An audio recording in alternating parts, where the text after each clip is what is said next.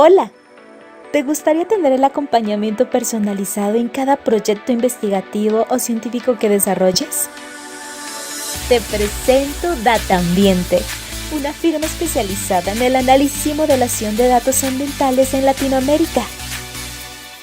Disponemos de un equipo de expertos calificados que te asesorarán en sistemas de información geográfica, modelación hidrológica, bioestadística, biomatemática, Machine Learning y Big Data, con la confidencialidad de datos y seguridad que nos caracteriza.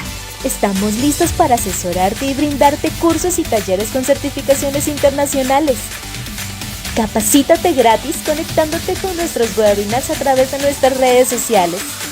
Es hora de empoderarte y potenciar tu proyecto con Data Ambiente.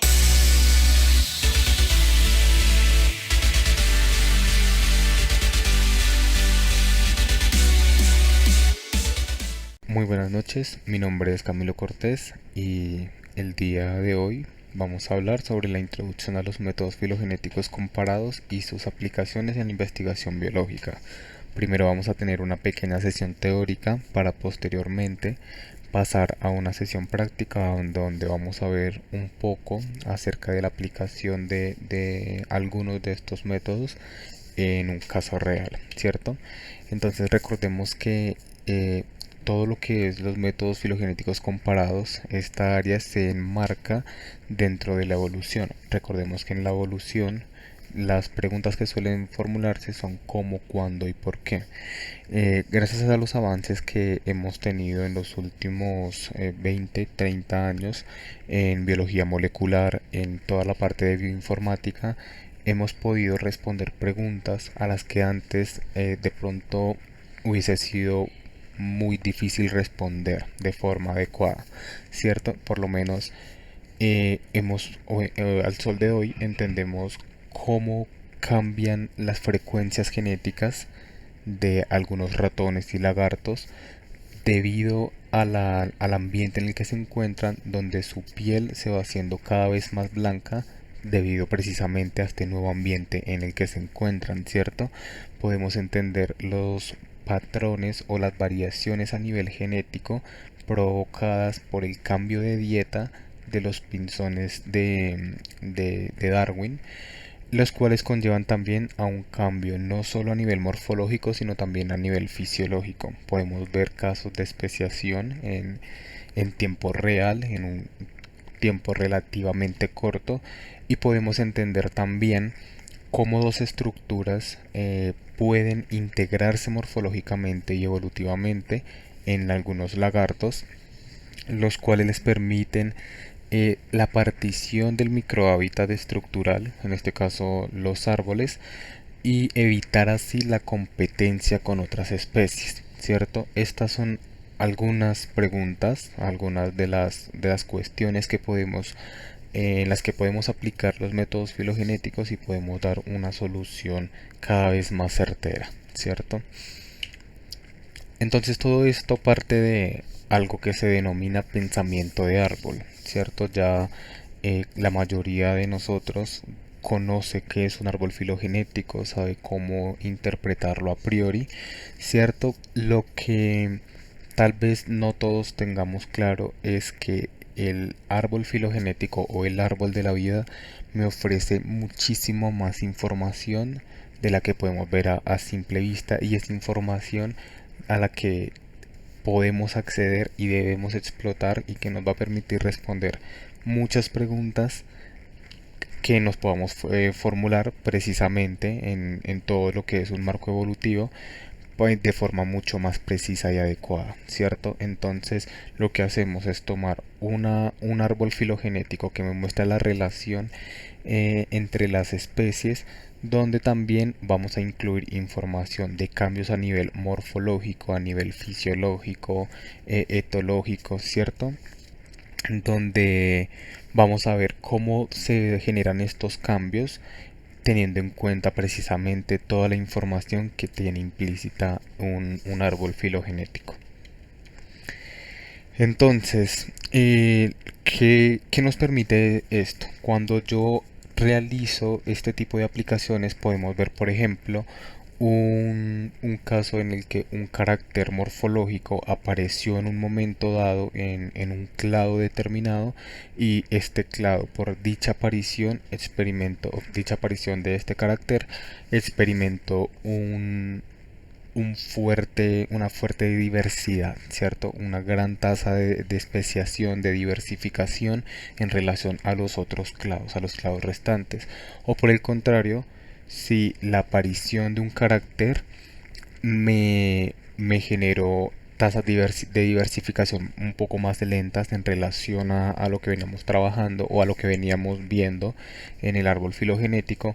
También podemos observar si hay patrones convergentes, si tenemos picos adaptativos múltiples. Entonces, las aplicaciones a las que podemos acceder o las preguntas que podemos responder con estas metodologías, con estos métodos comparados, son bastante amplias, ¿cierto? Por lo menos acá podemos encontrar dos librerías que se utilizan bastante en lo que es toda la parte de filogenética comparada, que son Geiger y PhyTools, ¿cierto? Hay muchos blogs a los que se pueden acceder para leer precisamente cómo aplicar de manera correcta cada uno de estos métodos, y bueno, las extensiones que hay de acuerdo a si es un carácter continuo, un carácter discreto. Bueno, ya o sea, pueden encontrar la documentación en la web, hay muchísima información para quienes quieran profundizar un poco más acerca de estas librerías y estos métodos. ¿Listo? Entonces, los métodos filogenéticos comparados surgen o comienza a hablarse de ellos en 1985 en un artículo de Felsenstein, quien es el primero en argumentar la importancia de trabajar en un contexto filogenético, ¿cierto? Por lo menos, si vemos este esquema de la parte superior, podemos ver un plano cartesiano normal, cómo se proyectan dos variables x y y, donde cada una de estas figuras me representaría dos especies. Podemos ver que, bueno, en este caso, estos rasgos morfológicos o fisiológicos, o los rasgos de los que estemos hablando, me separan muy bien esos dos grupos. Pero la pregunta que cabe formularse es: ¿será que mucha de esta variación es producto de un proceso adaptativo real o solo es producto de una ancestría compartida? Pensemos por un momento en dos especies que sean muy similares. No se me ocurren dos especies de aves, dos especies de lagartos. Bueno, de pronto cada uno en el grupo animal o en el grupo vegetal que más suele trabajar va a encontrar un ejemplo claro donde tenemos dos especies muy similares, pero esta similitud es producto del hecho de que comparten una historia filogenética juntos, o por el hecho de un proceso adaptativo en el cual las especies han llegado a patrones morfológicos de forma independiente similares, o sea, un tipo de evolución convergente, precisamente dado o debido a las presiones de selección que actúan sobre ambas. O sea, en este caso las presiones de selección me están llevando a que las especies se dirijan hacia un mismo patrón morfológico, o si esto que observamos es simplemente dado por la ancestría compartida, ¿cierto? Entonces, en este caso, Felsenstein argumenta, que es el primer artículo en el que comenzamos a hablar sobre lo que es los métodos filogenéticos comparados. Él introduce de una manera muy simple y argumenta todo esto que acabo de resumir muy vagamente. Acá él lo propone y explica muy bien cómo se hace, ¿cierto? Entonces tenemos en un árbol filogenético cada uno de los taxa, que tenemos 5 en este caso, con las longitudes de rama de cada uno de ellos, ¿cierto? Entonces lo que hacemos de manera muy superficial, no vamos a ahondar mucho en la parte matemática de todo esto, porque podríamos pasar horas hablando de la parte matemática, de la matemática que hay detrás de esto, y no terminaríamos, ¿cierto? Pero digamos que en este caso simple lo que hacemos es tomar cada uno de estos taxas, ¿cierto? X1 y X2, que son taxas hermanos, y vamos a comparar o vamos a analizar las longitudes de rama de cada uno de ellos, y así con cada uno de estos taxas, ¿cierto? Eso es lo que vamos a hacer. Vamos a hacer uso de las longitudes de rama. Entonces aquí es necesario que tengan presente que una topología de árbol no me va a ser útil para aplicar esto. Se puede aplicar, sí, pero no van a ser resultados concluyentes. ¿Qué es la topología? La topología es únicamente las relaciones sin longitudes de rama, ¿cierto? Es un dendrograma normal. El árbol filogenético me incluye las longitudes de rama y si está calibrado en el tiempo va a ser muchísimo más certero en todos los análisis que hagamos. ¿Listo? Por esta razón, la topología, únicamente la topología sin las longitudes de rama no nos será de gran utilidad. ¿Vale? Bueno, entonces en el ejemplo que vamos a trabajar el día de hoy, vamos a trabajar con datos o con rasgos continuos, rasgos morfológicos, y vamos a aplicar tres modelos que son tres modelos, digamos, simples, tres modelos que se siguen aplicando hoy día, ¿cierto? Y que podrían ser la base para aplicar modelos mucho más robustos, ¿sí? El primero de ellos es el movimiento browniano. El movimiento browniano se define como un modelo de caminata aleatoria. ¿Qué quiere decir esto? Como su nombre lo indica, que no hay una tendencia fija. Cada una de estas líneas, si vemos el esquema, representaría un rasgo para un linaje determinado, ¿cierto? Para una especie determinada. Entonces vemos que cada linaje está teniendo un valor de carácter completamente aleatorio, ¿cierto? No hay una tendencia hacia un valor único o no vemos ningún tipo de tendencia. Más bien vemos que la variación de cada uno de estos rasgos es dependiente del tiempo. Entre más avanza el tiempo, que es nuestro eje X, entre más avanza el tiempo, mayor es la variación que existe, ¿cierto? Y la desviación estándar va a ser 1. En este caso, la desviación estándar va a ser proporcional a la tasa de cambio evolutivo o a la tasa evolutiva, ¿cierto? Entonces, ¿qué pasa aquí? Aquí podemos asumir que tenemos muchas fuerzas actuando al mismo tiempo. Podemos tener selección natural, selección sexual, deriva genética, bueno, X cantidad de fuerzas actuando sobre cada uno de estos linajes, los cuales no, pues están tomando precisamente valores aleatorios. ¿Listo? Este es el primer modelo, digamos un modelo base, que es el que me va a ayudar a identificar qué patrón están siguiendo mi rasgo morfológico en una filogenia a través del tiempo. ¿Listo? Entonces recordemos que vamos a tener tres parámetros, perdón. Vamos a tener en este caso la media, que al seguir una distribución normal, si ven que el resultado final de un movimiento browniano es una distribución normal con media 0, desviación estándar 1, y la variación pues siempre va a ser dependiente del tiempo. Entre más tiempo haya pasado, mayor va a ser la variación a nivel morfológico de cada una de las especies. Morfológico para el ejemplo que estamos tratando. Recordemos que también puede ser un dato fisiológico o bueno, ¿cierto? Un dato a nivel ecológico, que tanto ha evolucionado, no sé, tolerancia a la altitud de una especie de rana, un ejemplo, ¿cierto? Entonces recordemos que no se extiende únicamente a lo morfológico, sino también a otro tipo de rasgos, ¿cierto?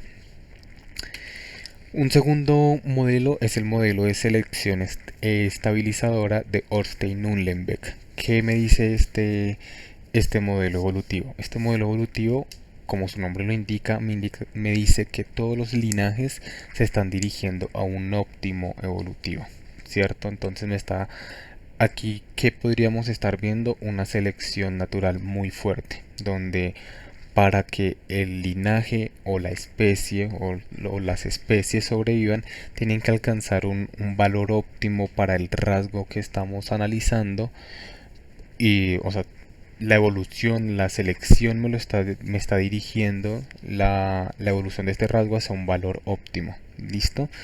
Como vemos aquí, cada uno de estos linajes se está dirigiendo o se concentran hacia un valor único adaptativo, como lo vemos aquí en la imagen, en contraste con el que veíamos anteriormente de movimiento browniano. En este caso vamos a tener los mismos parámetros que teníamos en movimiento browniano, pero adicionalmente, bueno, recordemos que vamos a tener entonces el tiempo, ¿cierto? Vamos a tener una varianza que en este caso va a ser proporcional a la tasa evolutiva. Vamos a tener un parámetro alfa que es el que me indica la fuerza con la que ocurre el cambio evolutivo, en qué momento desde que se origina el linaje, o sea, con qué fuerza se me está dirigiendo hacia ese valor óptimo evolutivo, ¿cierto? Y vamos a tener un parámetro teta, que en este caso teta lo que me va a decir es el valor de este pico adaptativo, ¿cierto? ¿Cuál es el valor al cual se están dirigiendo las especies? De haber uno, bueno, esto lo vamos a ver un poco mejor cuando estemos en la aplicación en R, ¿listo?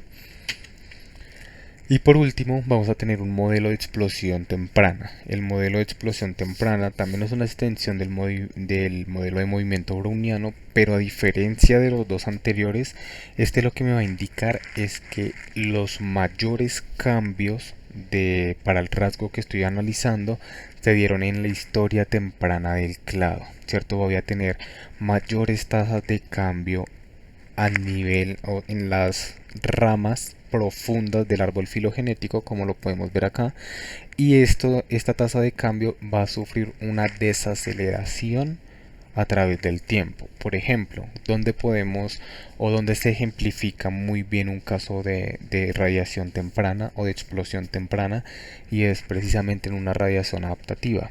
Cuando recién surge un linaje y hay un nicho completo por explotar, las tasas de cambio son altísimas en los nodos profundos del árbol, y a medida que se van llenando los nichos disponibles, la tasa evolutiva comienza a descender. Esta tasa de cambio comienza a descender. ¿Listo? Este es un ejemplo en el cual se da explosión temprana. ¿Listo? Pues por lo general se ajusta muy bien a modelos de radiación adaptativa como el de los pinzones de Darwin, como el de los peces cíclidos, el de las angiospermas, bueno, n casos que se podrían dar como ejemplo. ¿Listo? Bueno, vamos a pasar ya a R, donde vamos a ver primero unas simulaciones y después pasamos con datos reales. ¿Listo? Entonces, bueno, entonces pasamos acá. ¿Qué vamos a tener aquí? Vamos a tener, bueno, vamos a utilizar, o primero vamos a hacer unas simulaciones para entender muy bien cómo puedo yo variar los parámetros, y cómo, de ser un caso real, la variación de estos parámetros me cambiaría la tendencia evolutiva de los linajes en cuestión. Listo, lo primero que voy a hacer es hacer una simulación con los siguientes scripts. No me voy a detener mucho en explicar qué hace cada una de estas funciones. Simplemente vamos a simular un rasgo en cuestión, ¿cierto? Y vamos a tener 100 observaciones con media 0. ¿Listo? Entonces, aquí de forma rápida podemos ver que cada uno de estos puntos es el valor observado para un valor o para un carácter, ¿cierto? En un momento determinado del tiempo. Listo, entonces podemos ver que es un rasgo morfológico que ha presentado mucha variación a través del tiempo. En este caso, el primer caso que estamos ejemplificando es el de un movimiento browniano. Listo. Por esta razón vemos que a medida que ocurre el tiempo va habiendo muchísima más varianza, y que no hay un patrón fijo en cuanto a la variación del carácter, es completamente aleatorio. Entonces en este caso el paso de un estado de carácter al siguiente no depende del estado en el que está actualmente, ¿sí? Es completamente aleatorio. Listo, entonces si yo quisiera graficar, ¿cierto? A través del tiempo cómo cambia este carácter, podría obtener lo siguiente. Aquí esto lo que me estaría mostrando es precisamente esa evolución del rasgo en cuestión a través del tiempo. Bueno, entonces vamos a generar una gráfica con 50 simulaciones, ¿cierto? Lo cual correspondería a 50 linajes independientes que en este caso no estarían compartiendo ancestro en común. ¿Listo? Recordemos que estas son simulaciones que hacemos simplemente para ejemplificar un poco mejor cómo se da todo este caso. Entonces aquí podemos ver cómo se generan, por lo menos ahí tenemos 100 generaciones en el eje X y tenemos el valor del rasgo en el eje Y. Aquí podemos ver que la media es 0, cada una de las líneas coloreadas me representaría un linaje determinado y vemos que a medida que avanza el tiempo, la varianza de cada uno de estos linajes se va haciendo cada vez más notoria, ¿sí? Pero manteniendo siempre un patrón de distribución normal con media 0. ¿Listo? Esto es lo que podemos observar siempre en lo que es el modelo de movimiento browniano. ¿Sí? Ahora vamos a hacer esto mismo que estamos haciendo, pero vamos a asumir en un primer lugar 500 generaciones con una tasa evolutiva, que recordemos que la tasa evolutiva en este caso se representa como la desviación estándar. Y vamos a tener 500 linajes, ¿cierto? Con una media 0, con una media 1, perdón, y vamos a tener 100 generaciones con una media de 5. ¿Listo? Entonces vamos a ver cómo se comportaría en este caso. Entonces vamos a tener en azul, vamos a tener las 100 generaciones con una media de... Mentiras, qué pena, corrijo. Vamos a tener en azul, vamos a tener las 500 generaciones con una tasa evolutiva de 1 o con una desviación estándar de 1. Entonces podemos ver que por más que el tiempo ha avanzado, ¿cierto? Tuvimos muchísimas más generaciones, la trayectoria evolutiva o la diferencia de cada uno de estos linajes no es tan marcada, mientras que con solo 100 generaciones, pero una tasa evolutiva de 5, ¿cierto? En este caso una desviación estándar de 5, la varianza es muchísimo más alta que la que se obtuvo en las 500 generaciones que vemos en los linajes azules. Entonces ya podemos observar cómo los parámetros me muestran la variación de los linajes a través del tiempo, ¿cierto? Que recordemos que son simulaciones, pero ya podemos ver cómo no, o sea, a medida que puedo tener muchas generaciones, pero si tengo una tasa evolutiva baja, el cambio evolutivo va a ser bajo, ¿cierto? Pero si tengo un tiempo, unas generaciones muy cortas, en este caso 100 generaciones, pero tengo una tasa evolutiva muy alta, puedo obtener muchísimos más cambios que los que obtuve con 500 generaciones y una tasa evolutiva menor. ¿Sí? Entonces aquí jugamos es con estos parámetros para ver precisamente la tendencia de los linajes pues a través del tiempo, ¿cierto? Para cada uno de los valores de carácter. ¿Sí? Entonces vamos a ver, bueno, en este caso pues recordemos que estamos asumiendo que no comparten ancestro en común. Obviamente esto no pasa en la naturaleza, pero pues pudimos ver a grosso modo cómo cambian o cómo el cambio de parámetros me varía completamente los valores de carácter para cada uno de los casos, ¿cierto? Entonces aquí vamos a tener un pequeño ejemplo real, ¿cierto? Con una filogenia de los úrsidos que está disponible en la librería Ape. ¿Listo? Esta librería también es una de las librerías que más se utiliza para toda la aplicación de métodos filogenéticos comparados, entonces también les recomiendo mucho que lean acerca de ella porque, bueno, es muy completa también. Aquí vamos a leer nuestro árbol filogenético que vamos a recordar. Vamos a trabajar con 3 osos, ¿cierto? El oso de anteojos, el oso polar y el oso pardo. Entonces vamos a ver cómo se da esta relación. Entonces, bueno, aquí podemos ver los nodos. Tenemos un nodo 5 y un nodo 4 y tenemos 5 millones de años, ¿cierto? 5 millones de años. en este pequeño árbol filogenético. Entonces, de manera rápida, lo que siempre les recomiendo es como que analicemos primero el árbol filogenético. Bueno, aquí podemos ver que el oso polar y el oso pardo comparten 4 millones de años de ancestría en común, ¿cierto? Lo cual ya de por sí me debe hacer pensar que son muchísimo más similares estas dos especies que el propio oso de anteojos, ¿sí? Sabemos que es así, pero si yo no conozco el grupo, ya con el solo hecho de ver una representación de este tipo, es lo que esperaría encontrar, ¿sí? Puede que los resultados sean diferentes, ya, bueno, presiones de selección diferencial, una especiación por vicarianza, bueno, no sé. Pero digamos que lo que yo esperaría encontrar solo con la información que tengo del árbol filogenético es que el oso polar y el oso pardo, al compartir 4 millones de años de historia evolutiva juntos, o de tener 4 millones de historia evolutiva compartida, sean más similares entre ellos que el oso de anteojos, ¿cierto?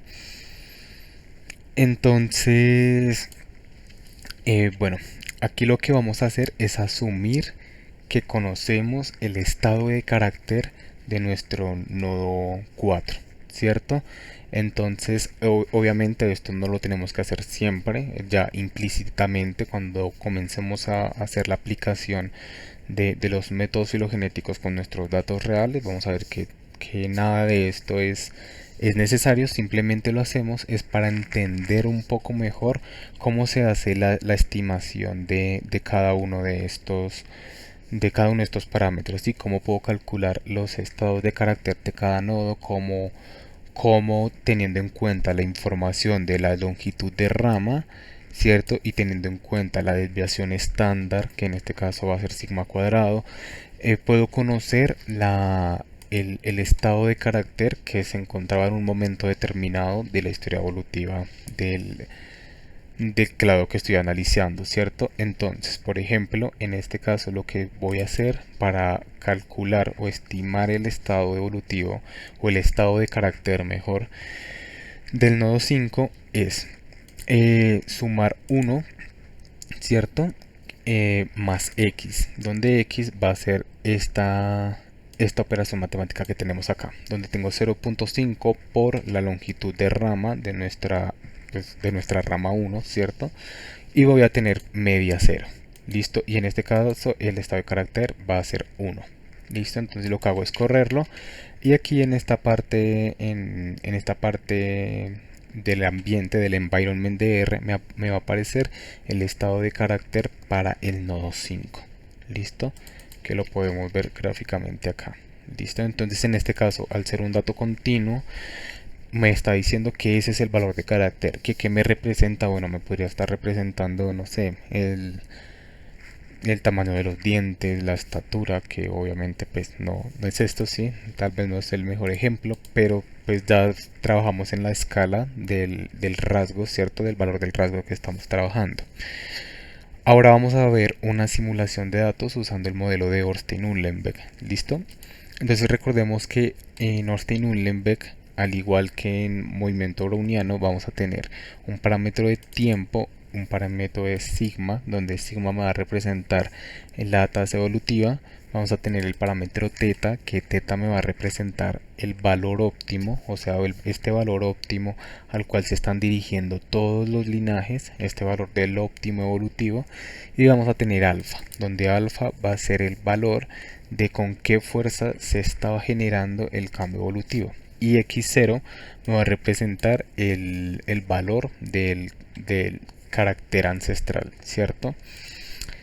Entonces, bueno, vamos a generar esta función para poder hacerlo. Entonces acá dice, aquí lo que vamos a hacer es simplemente modificar los valores de alfa y sigma para ver cómo se representarían gráficamente los linajes a través del tiempo teniendo en cuenta estas variaciones. Es más o menos lo mismo que hicimos con movimiento browniano, pero pues aquí tenemos mucho más parámetros donde, bueno, vamos a ver son los diferentes tipos de alfa, y ya si de pronto quieren en algún momento experimentar o jugar con los valores de teta, pues ya pues pueden ver el código y pueden jugar ustedes mismos con toda esta cuestión, ¿listo?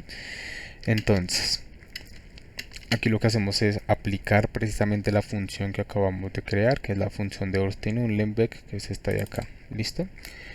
Entonces lo que le estoy diciendo es que quiero un grupo de observaciones con un alfa bajo. En este caso un alfa bajo sería 0.01, un alfa moderado que sería de 0.1 y un alfa alto de 1.5. Recordemos que el alfa es la fuerza con la que ocurre el cambio evolutivo. Entonces ya podemos ver, ya podemos hacer una inferencia mental de cómo se estarían comportando estos datos, ¿cierto? O estos linajes para cada caso. Entonces vamos a hacer un plot y vamos a ver cada uno de ellos. Entonces le voy a dar un momento zoom acá. Entonces aquí podemos ver que tenemos en rojo lo que sería nuestro alfa alto, que es de 1.5, y podemos ver que en el momento en el que se origina el linaje, básicamente es de forma automática que se dirige hacia el óptimo evolutivo, ¿cierto? Cuando tengo un alfa moderado de 0.1, también sabemos que no es igual que la tendencia de nuestro alfa alto de los linajes rojos, pero podemos decir que es relativamente rápido la forma en la que se da el cambio hacia este valor óptimo adaptativo. Y ya tenemos nuestro alfa bajo, donde ya, vemos que también se dirige hacia nuestro valor óptimo, pero la fuerza con la que ocurre este cambio es muchísimo más baja que en los dos casos anteriores, ¿cierto? Entonces alfa se convierte en un parámetro importante porque podríamos indicarnos la, digámoslo así, la fuerza con la que está actuando selección natural en este caso sobre este rasgo en particular. ¿Listo? Bueno, ahora vamos a hacer una simulación. Bueno, acá lo mismo, pueden jugar con los parámetros de teta, de alfa, de sigma, hacer combinaciones de cada uno de ellos y ver cómo se comportarían los caracteres de forma simulada. ¿Listo? Recordemos que esta partecita es simplemente para ejemplificar un poco cómo actúan cada uno de estos parámetros sobre la evolución de los linajes. ¿Listo? Entonces ahora vamos a generar una misma función para nuestro modelo de radiación temprana o explosión temprana, en el cual vamos a tener un parámetro de tiempo, ¿cierto? Vamos a tener R, que el R es el parámetro en el cual cambia la tasa evolutiva de manera exponencial, y vamos a tener nuestra misma sigma 0 o la tasa evolutiva. ¿Listo?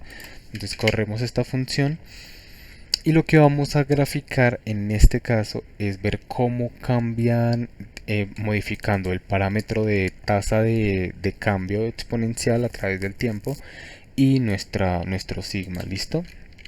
Eso es lo que queremos ver para este caso. Entonces es así, menos 5.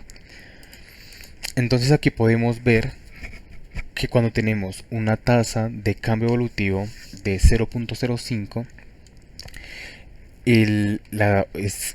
podemos ver que la mayoría del cambio de estos linajes se da en los nodos profundos del árbol. Y ya después de esto, una vez se generan estos cambios, podemos ver que los linajes se mantienen prácticamente inalterables. O sea, la mayor tasa de cambio, la mayor variación la encontramos fue a principio de la historia filogenética del árbol. Mientras que cuando este valor es más bajo, es muchísimo más bajo, podemos ver que se demora un poco más en generarse estos cambios. ¿Listo?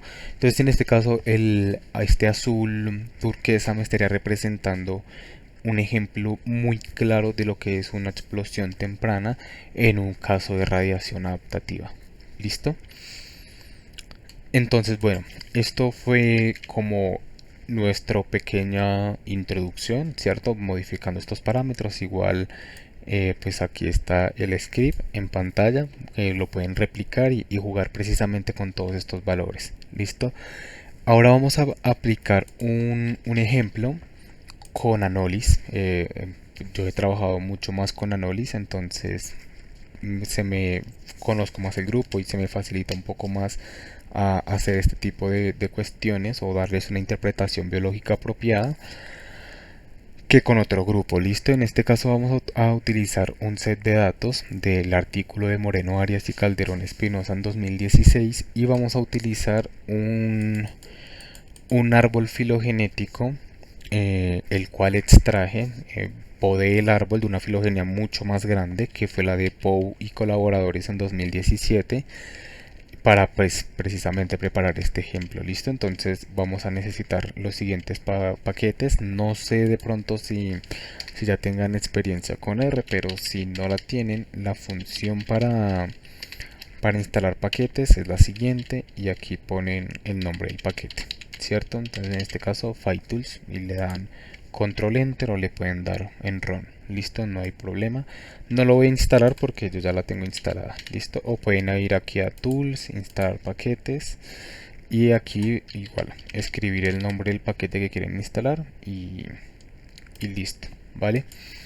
Entonces bueno, yo voy a llamar nuestras librerías y voy a llamar el árbol filogenético. En este caso lo tengo en formato Nexus, entonces es la forma en la cual lo tengo, pues llamo la librería, ¿cierto? Aquí ya cargamos nuestro árbol filogenético, lo tengo aquí, lo podemos abrir si podemos, si queremos. Entonces me está diciendo que tengo 66 tips o terminales y 65 nodos internos. ¿Qué me quiere decir esto? Que es un árbol completamente resuelto. ¿Cómo sé que está completamente resuelto? Porque o sea, los nodos siempre tienen que ser igual al número de tips menos uno. En este caso tengo 66 tips menos 1, 65 y son el número de nodos que tengo. Cuando tengo menos nodos, digamos si tuviésemos 64 o 63 tips, ya sabría que tengo politomías. Que si las politomías son un problema para aplicar estos métodos, en realidad en la mayoría no. Sí, pero también debemos tener en cuenta es dónde, en dónde se presenta la politomía. Si es en un nodo profundo, si es solo para tres especies, ya terminales, bueno, ya ahí varía un poco la cuestión. Igual nuestra idea es trabajar con un árbol completamente resuelto. Y si tiene politomías, que sean politomías ya muy suaves, lo que se llaman politomías suaves, o que estén en las terminales ya del árbol filogenético, ¿listo? Y aquí lo que vamos a comprobar con esta función es si el árbol es ultramétrico. ¿Qué quiere decir que es ultramétrico? Que todas las longitudes de rama se dirigen al mismo punto. Entonces ya pues, lo voy a plotear únicamente para que veamos esto. Entonces aquí lo tenemos. Entonces esto es lo que es un árbol ultramétrico. Vemos que todas las longitudes de ramas se dirigen hacia el mismo punto, lo que sería nuestro punto cero o nuestra época actual. ¿Listo? Vemos que el árbol está completamente resuelto, no vemos ningún tipo de politomía. Entonces para este ejemplo igual vamos, ese es lo ideal, siempre trabajar con un árbol de estas características. ¿Listo? Igual para comprender un poco más acerca del árbol, pues pueden leer el artículo. Si ustedes mismos los generan, pues mucho mejor. ¿Listo? Entonces, aquí lo que vamos a hacer es cargar un conjunto de datos morfológicos, ¿cierto? Y vamos a trabajar únicamente con la longitud del brazo y la longitud de la pata. ¿Por qué es importante en Anolis trabajar con estas variables? Pues son variables ecomorfológicas las cuales se han demostrado que están muy relacionadas o que, sí, que están muy relacionadas con la partición y el uso del microhábitat donde selección natural está actuando constantemente. Los anolis son un ejemplo de radiación adaptativa y digamos que pequeñas variaciones en cualquier aspecto morfológico, anatómico del cuerpo puede ayudarles o les confiere ciertas opciones de explotar microhábitats nuevos, ¿cierto? Entonces, bueno, aquí lo que estoy haciendo, podemos ver un minuto los datos. Podemos ver que tengo longitud rostro cloaca, longitud de la cola, del brazo, de la pata, del tronco, pero bueno, como les digo, solo vamos a trabajar con la longitud del brazo y de la pata. Aquí estamos trabajando con las variables transformadas a logaritmo, que es una forma que utilizamos en estos métodos comparativos para disminuir un poco la varianza entre especies, pero pues igual, si se quiere tener el valor absoluto, después se aplica una exponencial para tener el valor real, digámoslo así. Entonces aquí lo que estoy llamando es, bueno, creando un objeto con la que me contemple la información de la longitud del brazo, ¿cierto? Y lo que le estoy diciendo es que me muestre para cada uno de estos valores de la longitud del brazo o de la extremidad anterior, si se prefiere, a qué especie corresponde. Listo, lo mismo hago con la longitud de la pata, ya asigno los nombres y ya puedo ver los valores de la longitud de la pata, pues que corresponden a cada una de estas especies. ¿Sí? Bueno, ya explicamos por qué es importante trabajar con estas medidas. Entonces vamos a ver si la longitud del brazo y la longitud de la pata siguen una misma tendencia evolutiva, o cuáles podrían ser las diferencias, ¿cierto? Que podrían estar enmarcando a estas dos estructuras. Entonces, bueno, vamos a aplicar primero con la función FitContinuous. Vamos a tener a decirle que tenemos un árbol filogenético, que en este caso es tree, tenemos la longitud del brazo, y si yo no le especifico el modelo, como podemos ver en este caso, él va a trabajar automáticamente con movimiento browniano. Listo, entonces aquí ya le estoy diciendo que quiero que se llame brown, cierto, lb, y lo que me va a arrojar es esto. Entonces aquí me está arrojando nuestro valor de sigma, cierto, que va a ser nuestra tasa evolutiva, y nos va a arrojar el valor del nodo ancestral.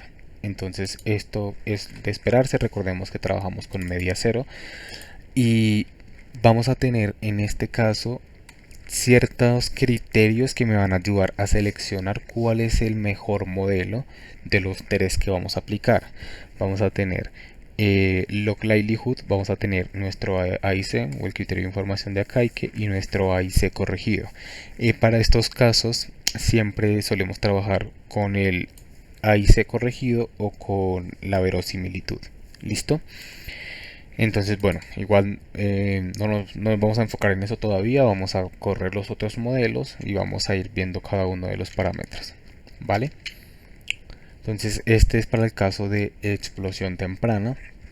Aquí vamos a tener nuestro parámetro, que va a ser el mismo, lo que veíamos antes como R, aquí me lo representa como A, que va a ser la tasa de cambio exponencial a través del tiempo. Vamos a tener nuestro valor de sigma y vamos a tener nuestro valor para el nodo ancestral, ¿cierto? El valor de carácter del nodo ancestral del árbol, y vamos a tener nuestros mismos criterios, ¿cierto? El log likelihood, el AIC y el AIC corregido por tamaño. Y por último vamos a correr el modelo de selección estabilizadora. Entonces aquí tenemos un parámetro alfa, que recordemos que alfa es la fuerza con la que ocurre el cambio evolutivo. Vamos a tener nuestro parámetro sigma y vamos a tener nuestro z0, que es el valor del nodo ancestral. ¿Listo? Ahora vamos a generar una matriz en la cual pueda sintetizar de pronto un poco mejor la información del log likelihood y el AIC corregido, ¿cierto? De nuestros tres modelos. Entonces lo voy a ir corriendo un poco para que vean el código. Listo, y puedan de pronto replicarlo.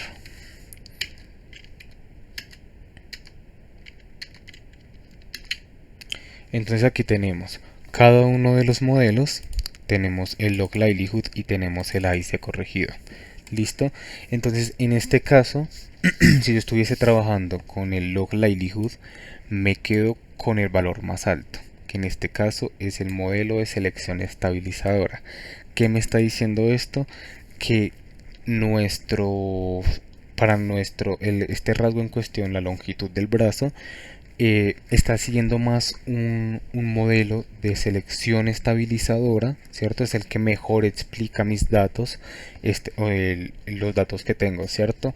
Entonces recordemos igual que aquí Esto es una muestra únicamente, ¿cierto? Entonces aquí debemos tener en cuenta, que se me había olvidado mencionar, antes de aplicar cualquiera de estos métodos, es si tengo completamente muestreado mi grupo en cuestión, ¿cierto? En este caso con Anolis estoy trabajando con 66 especies y Anolis tiene muchísimas especies, demasiadas.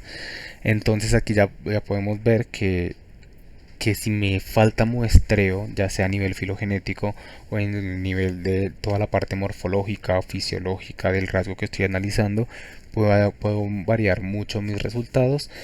Y pues en este caso sería como más una aproximación hacia la evolución de la longitud del brazo de, ¿cierto? Del el grupo Anolis, en este caso, que todas las especies que estamos trabajando en este momento son especies continentales. Y el log livelihood me está diciendo que este es nuestro mejor modelo. Ahora, el criterio de información de acá hay que corregido lo que me está diciendo aquí. Siempre con el acá que lo que vamos a trabajar es con el valor más pequeño. De manera muy simple. Recordemos que igual la matemática que hay detrás de esto es muchísimo más amplia, pero podemos decir que el valor de acá que lo que me muestra es qué tanta información se pierde en un modelo. Entonces, por lo cual yo quiero encontrar es el valor más pequeño. En este caso, el valor más pequeño es el de movimiento browniano. Ahí, bueno, ya depende mucho de la métrica que escojamos, porque también tenemos el criterio de información bayesiana, que, bueno, la base matemática es diferente a la de estos otros dos, pero bueno, digamos que podíamos en otro momento, digamos que es un tema aparte, ¿cierto? Como la escogencia de cuál es el mejor criterio nos da para muchísimo más tiempo de charla, pero pues por el momento, para fines prácticos, vamos a trabajar con el log livelihood, ¿listo? Entonces en este caso me está diciendo que selección estabilizadora es el mejor modelo para la longitud del brazo. Vamos a ver si la longitud de la pata mantiene la misma tendencia o presenta un patrón evolutivo diferencial. Listo, aquí no me voy a detener mucho en toda esta parte, ¿cierto? Recordemos que pues que la ideal es encontrar primero cuál es el mejor modelo y ya una vez lo tengo ya me detengo en cada uno de los parámetros que me dice el mismo modelo en cuestión. Entonces, ya lo terminé de correr. Aquí tengo el modelo para la longitud de la pata y el modelo para la longitud del brazo. Entonces, para la longitud de la pata me está diciendo que sigue más una tendencia de radiación temprana, ¿cierto? Enfocándome solo en el livelihood.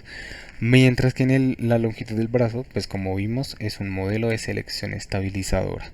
Entonces, recordemos que los Anolis fueron un clado, ¿cierto? Un grupo en el cual se ha argumentado que sufrieron una gran radiación adaptativa tanto en las islas del Caribe como en continente.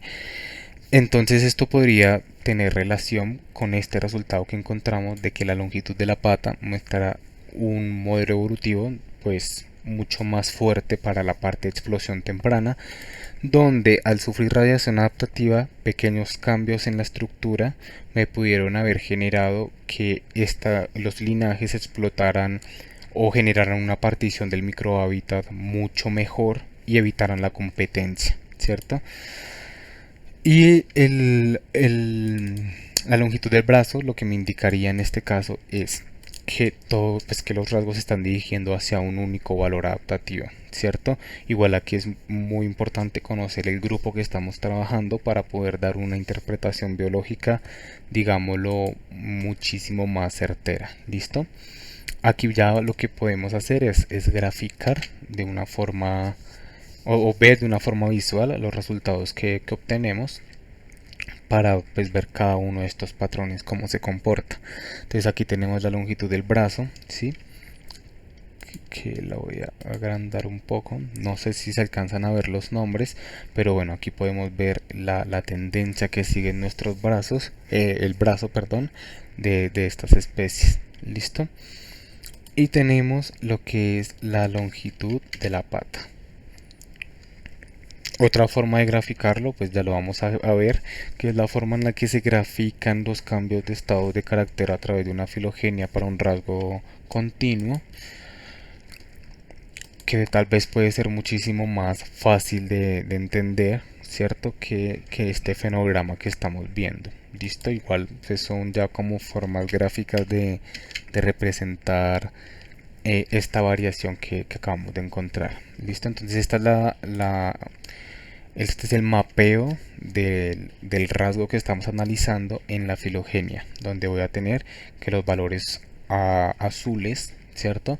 Van a presentar los valores de carácter más altos, mientras que los valores rojizos los valores más bajos, y digamos que valores verdes los intermedios. Entonces ya podemos ver así con este gráfico, podemos ver que esta es la longitud del brazo, si no estoy mal. Sí.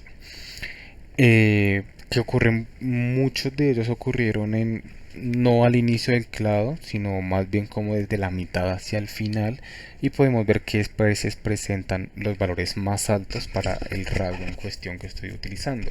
Por lo menos podemos ver que Anolis nicefori, Anolis menta presentan los valores más bajos, o sea, presentan las extremidades más pequeñas. ¿Listo? Mientras que estas especies, bueno, digamos que un poco acerca de estas especies es que son especies de alta montaña, son muy de arbustos, se ubican mucho en las ramitas de los arbustos pequeños, entonces esto pues tiene mucha relación, ¿cierto? Y podemos ver que en el clado en el cual se originan o en el cual están anidados mejor, presentan valores similares. ¿Listo? Mientras que estas especies presentan valores más bien altos, son especies arborícolas. Entonces, bueno, aquí ya esto nos permite ver un poco de forma visual cómo se dan estos cambios. Ahora vamos a graficar la longitud de la pata y vamos a ver cómo se mantiene. Entonces aquí ya vemos algo completamente diferencial al que veíamos en la longitud del brazo, que es completamente relacionado a lo que veíamos en el modelo evolutivo, y es que la mayoría de los cambios ocurren en los nodos profundos, ¿cierto? O sea, vemos que aquí se generó el valor alto de carácter, digamos azul, y se mantiene azul en algunos casos. Se hace incluso aún más grande el valor de este rasgo, pero los cambios más grandes ocurren es en los nodos profundos, ¿sí? Lo cual pues tiene completa relación con lo que acabamos de ver con los modelos evolutivos. ¿Listo? Igual, digamos, quiero hacer énfasis en que antes de aplicar estas metodologías o esto que nosotros vimos, es necesario generar unos análisis previos, una corrección de tamaño, una corrección filogenética, que bueno, no es posible abordar todo. O sea, como pueden ver, esto es bastante grande, sí, es todo un mundo. Entonces como que detenernos en cada parte sería no nos daría mucho, no nos daría el tiempo para abordar toda la temática que rodea todo esto. Entonces aquí abordamos lo principal, lo fundamental, algunos conceptos básicos, modelos básicos, y bueno, ya cada quien, si es de su interés, puede profundizar de manera independiente en todo lo que se debe tener en cuenta al momento de generar estas o al momento de aplicar estas metodologías. ¿Listo? Esto fue todo, entonces espero sea de gran utilidad y bueno, muchísimas gracias. Hasta luego.